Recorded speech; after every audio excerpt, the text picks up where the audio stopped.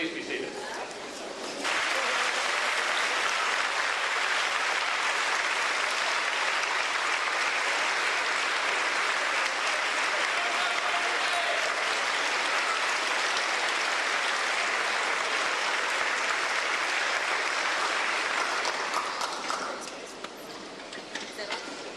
Next, it's my honor to introduce to you the president of Cornell University, President Hunter R. Rawlings. It selects its students from a large pool of highly qualified candidates, and it demands a great deal of them while they are here, as you can now attest. Yet members of this class have distinguished themselves academically while also contributing to the life of the campus. You have performed in campus theatrical productions and with the chamber singers. You have done improv with the Whistling Shrimp. A record number of you participated in public interest externships, and you leave for opportunities across the U.S. and abroad that I know you will meet with the same enthusiasm and success that have characterized your Cornell years. But if today marks the beginning of the end of the class of 99's time on campus as law students, it also marks the beginning of the end of Charles Wolfram's service as interim dean. I want to thank him for the fine service he has rendered in that role during the past academic year, especially since he had every intention of retiring last July, after some 35 years of teaching legal ethics, when his predecessor, Russell Osgood, was chosen to become president of Cornell College. Dean Wolfram graciously took on the interim deanship while the provost... landmass of Djibouti.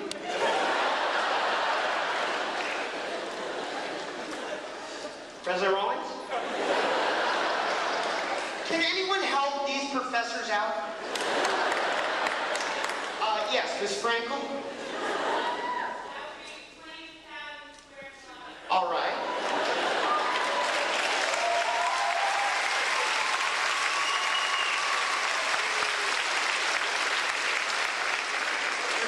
Let's stick with you. Can you tell us the highest elevation in Djibouti and its name?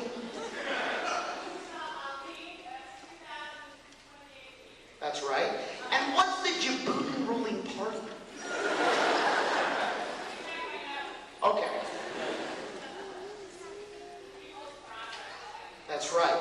Well, it's good to see that somebody did their reading.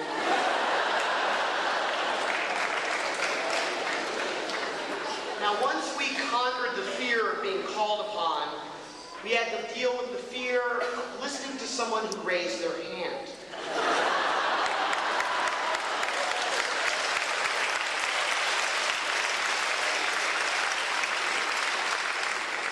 Of course, those folks were quickly dubbed gunners. So to get our revenge on the gunners, a few of us decided to play a little game of gunner bingo. Picked one of our first-year classes in which to play the game. Now, I'm not going to tell you the name of that class. Suffice to say, it involved special Ks. And each of the player of Gunner Bingo put $5 into the pot. The rules were that each player would pick 4 members of that class they thought were going to speak that day. If all 4 of those people spoke, then the player had to raise their hand, get called on, and use the word of the day. And the word of the day was chosen at random each day from a list of words submitted by all the players of bingo. Well, one day my friend got lucky, and all 4 of his gunners spoke. Immediately his hand shot into the air. Now, the word of the day was Rococo. And for those of you who don't know, I looked it up. Rococo means, quote, designating a style of sculpture, architecture, decoration, or music chiefly characterized by diminutiveness of Baroque forms and playfulness of theme. Now, that being said, my friend didn't have any idea what Rococo meant. Undeterred, he shouted out when called upon by the professor, "I don't know what all the Rococo about this case is."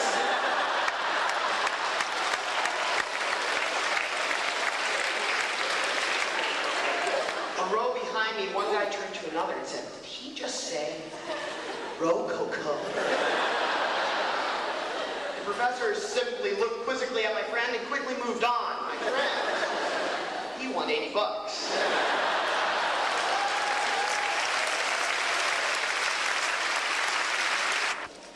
Ooh, wahoo.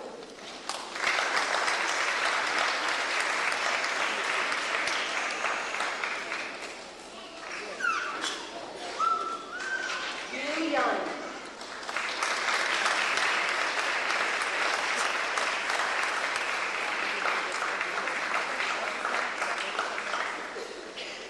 Kenichi Yokomi.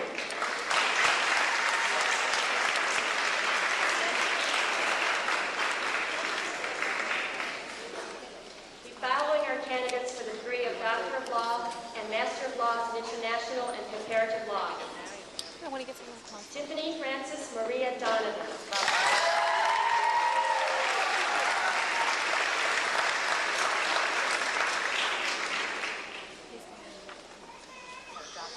Robert Allen Fisher.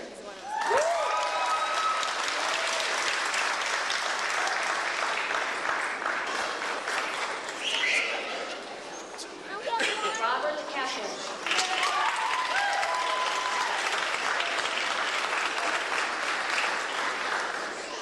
I got him. Jason Mark Pasella.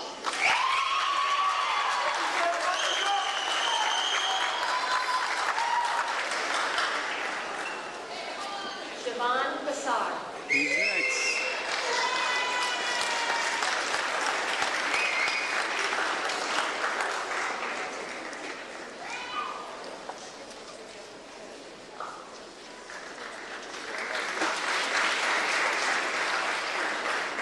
Greg Catarella.